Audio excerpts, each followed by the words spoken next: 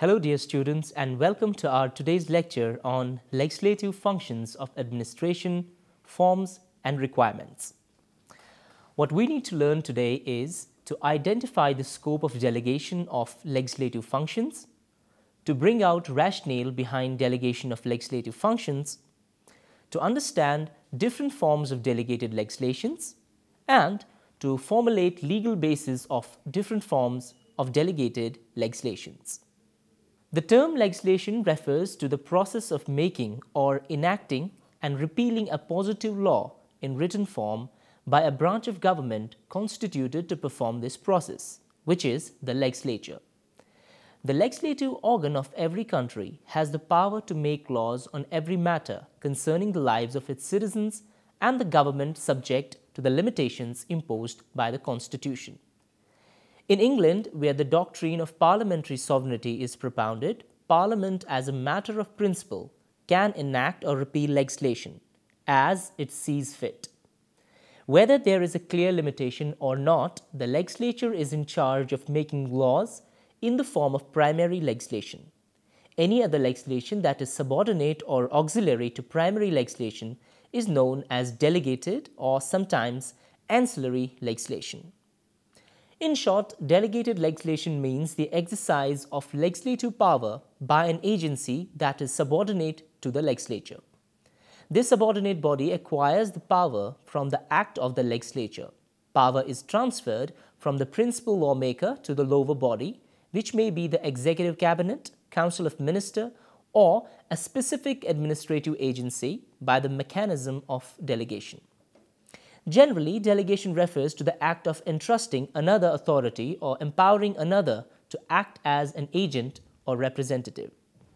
By the same token, delegation of legislative powers means the transfer of lawmaking authority by the legislature to the executive or to an administrative agency. In line with the power granted to them by the legislature administrative, agencies can issue rules, regulations, and directives which have a legally binding effect. The study of rule-making, delegated legislation by the executive branch of government occupies a significant place in the administrative law due to its increasing growth, complexity, and the dangers it poses to individual liberty and freedom. Scholars regard delegated legislation as a typical characteristic of administrative activity in public administration. One of the most significant developments of the present century is the growth in the legislative powers of the executive. Measured by volume, more legislation is produced by the executive government than by the legislature.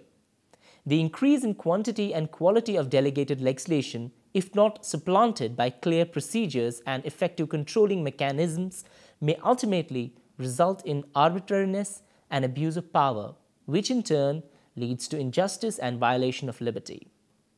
That is why it is regarded by many as a necessary evil. It was considered a danger to the liberties of the people and a device to place despotic powers in few hands. It was said that delegated legislation preserved the outward show of representative institutions while placing arbitrary and irresponsible power in new hands.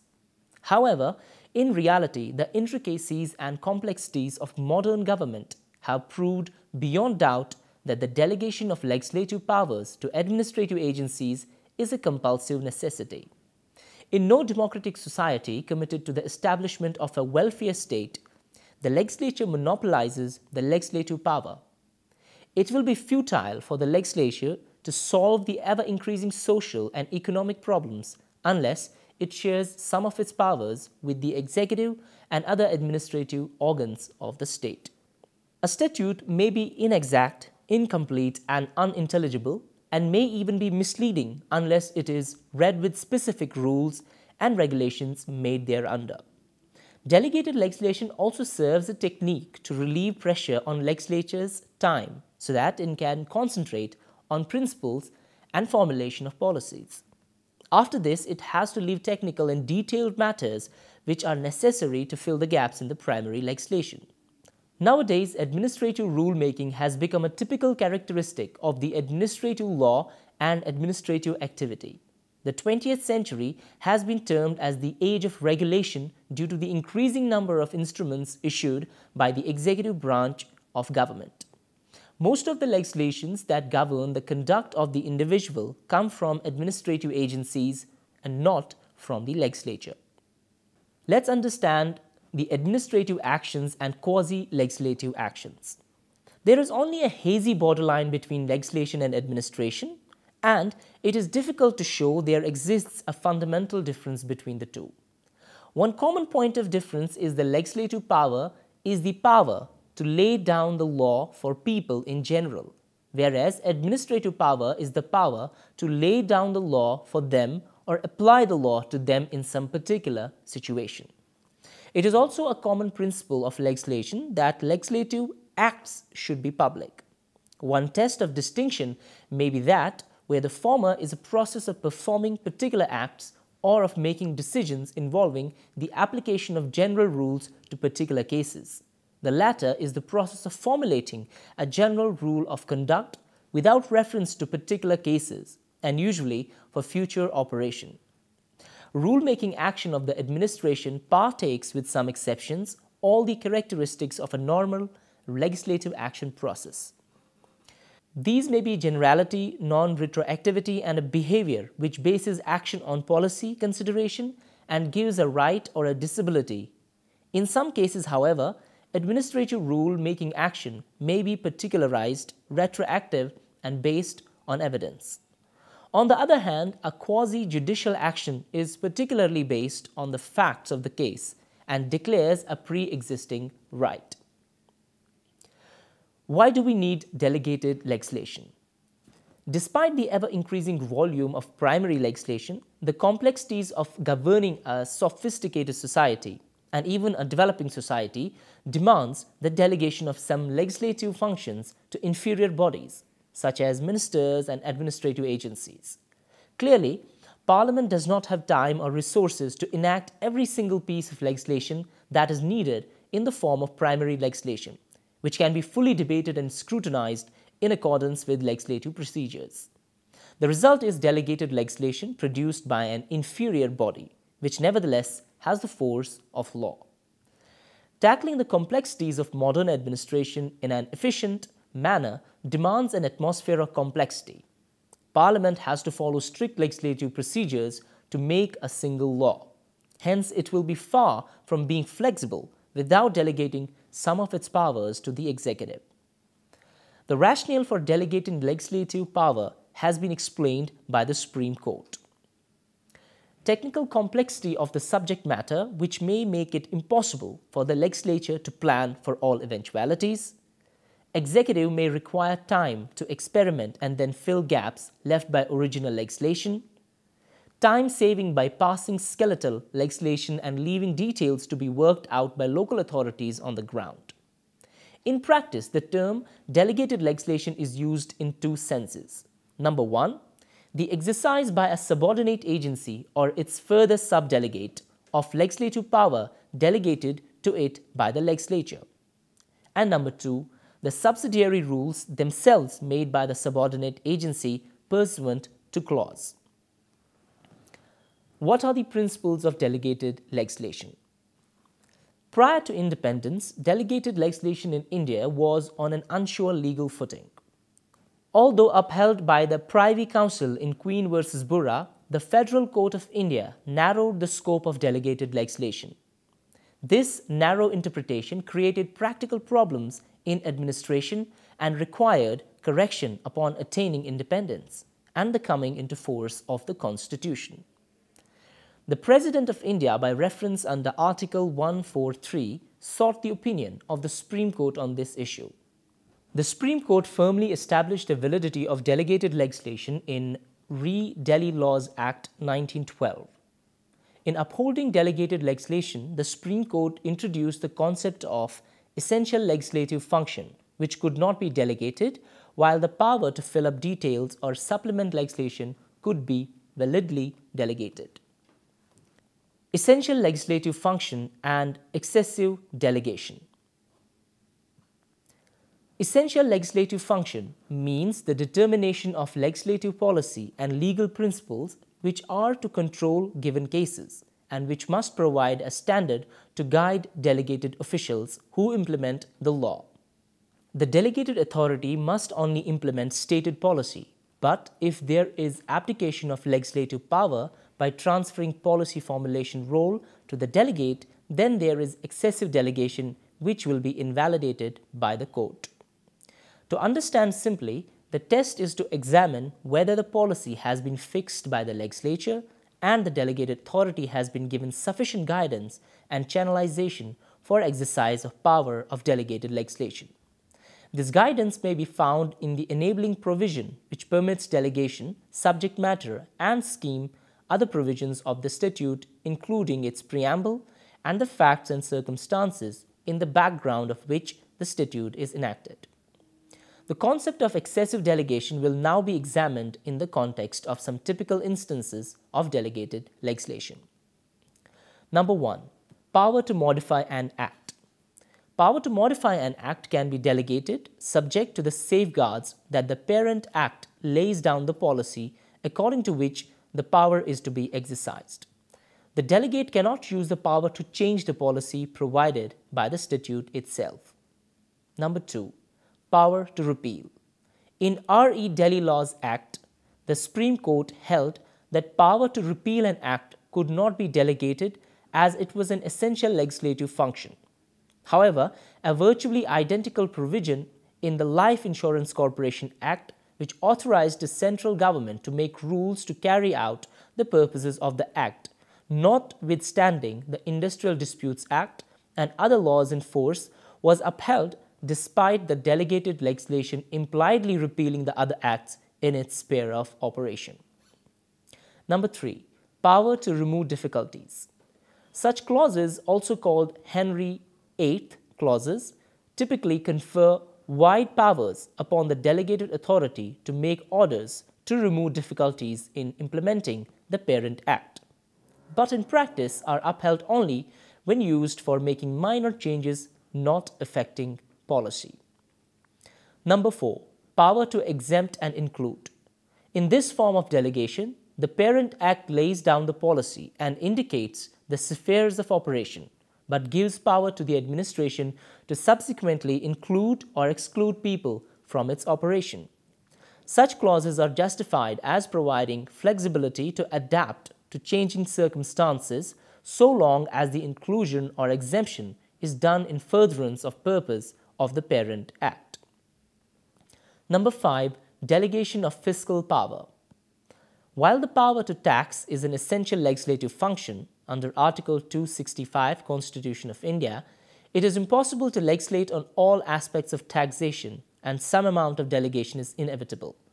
It has been held permissible to delegate the power to select persons on whom or goods and transactions on which the tax is to be levied or even rates of taxation, provided the parent act gives intelligible guidelines for the exercise of such power. However, courts normally do a stricter scrutiny of delegated legislation when it involves a taxation or fiscal element. Number 6. Skeletal legislation.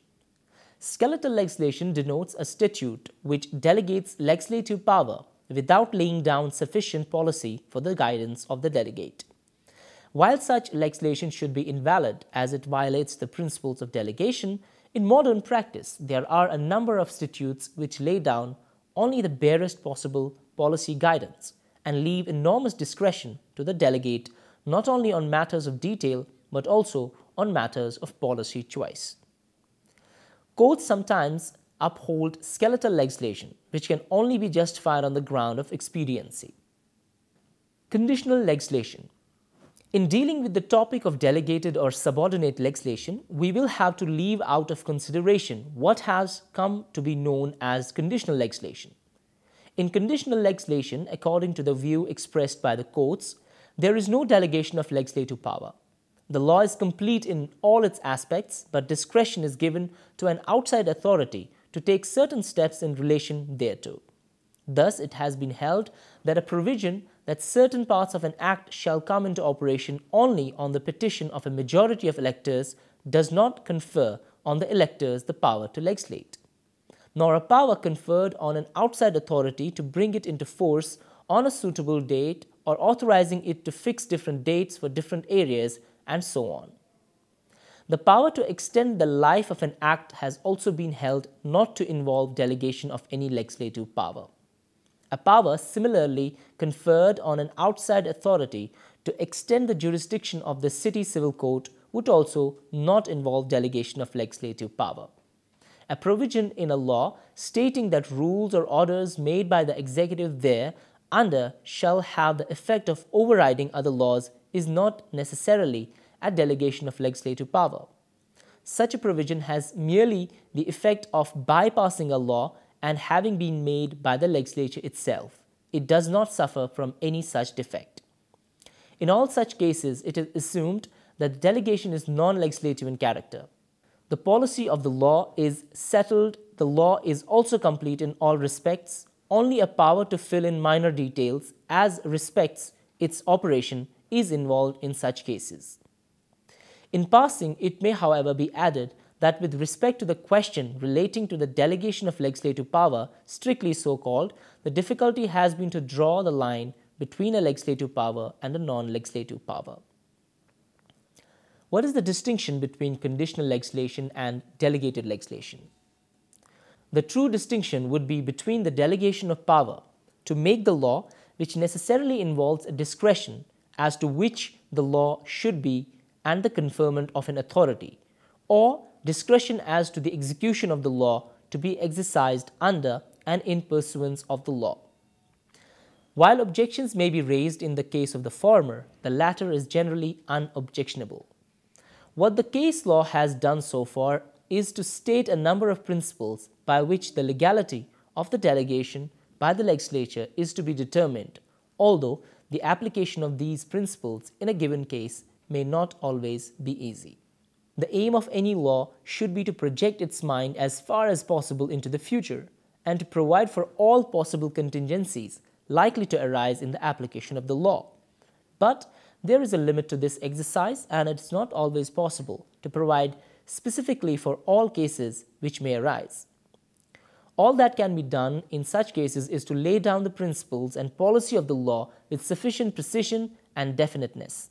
Even assuming that a code, complete in all aspects, could be evolved, the pressure on parliamentary time is also a factor to be taken into account in getting such a measure through.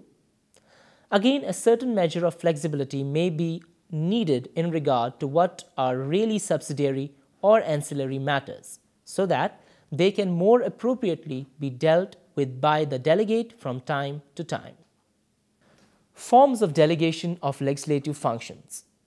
Delegation of legislative functions may take various forms. For example, rules, regulations, notifications, bylaws, orders, or schemes.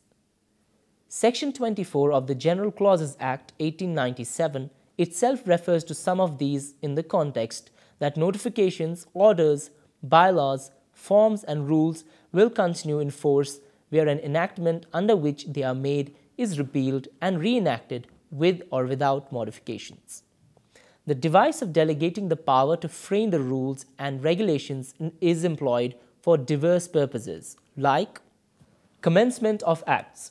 Several acts authorize the government to appoint the date with effect from what the enactment shall come into force. Extension and application of acts. The subordinate legislation device is often used for the extension of the acts in respect of territory and other objects and duration of times. Temporary extension of acts. Act of temporary nature having a fixed tenure sometimes contains a provision enabling the government to extend the life of the act or part of it. Extension of acts to objects not originally covered. Dispensing and suspending of acts. Many acts provide an exemption clause empowering the executive to make exemptions from all or any of the provisions of an act in a particular case or class of cases when, in the discretion of the executive, such a course is warranted. Delegation of power to alter an act.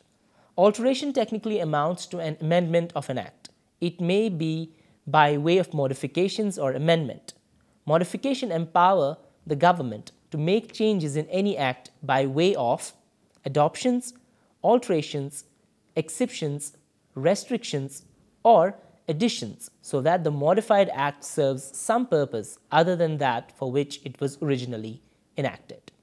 With this, we come to the end of our today's lecture on legislative functions of administration, forms and requirements. Hope it was helpful for you. Thank you for watching.